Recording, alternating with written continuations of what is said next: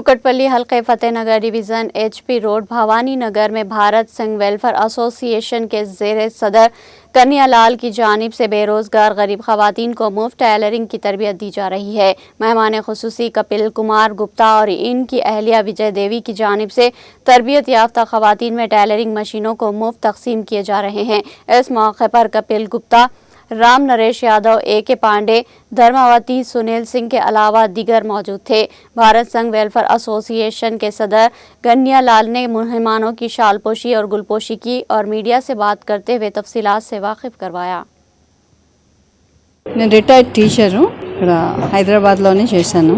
ఇప్పుడు నా రిటైర్ అయిపోయిన తర్వాత ఏదో ఒకటి చేయాలి మన సమాజం కోసము అని నేను అనుకున్నప్పుడు నాకు అందరూ కూడా సహకారం చేసి మాతో పాటు మీరు కలిసి చేయండి అని చాలా సంస్థలు నన్ను ఆహ్వానించారు।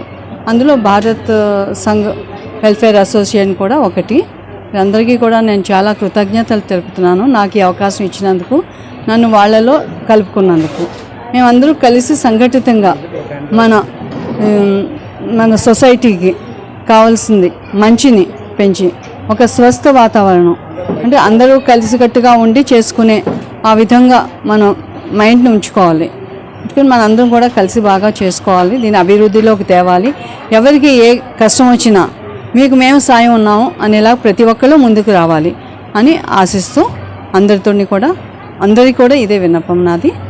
అలాగే ఉంది నాకు ఈ అవకాశం ఇచ్చిన ఇక్కడ అందరికీ కూడా నేను చాలా ధన్యవాదాలు మనస్ఫూర్తిగా అది ప్రణామాలు చెప్పుకుంటున్నాను।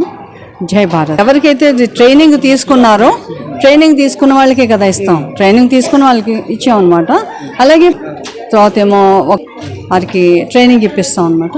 ఫస్ట్ అండి ఇలాగే ఇవ్వడం వరకు మహిళా మండలి అది కృష్ణానగర్ అంతా చేసాము।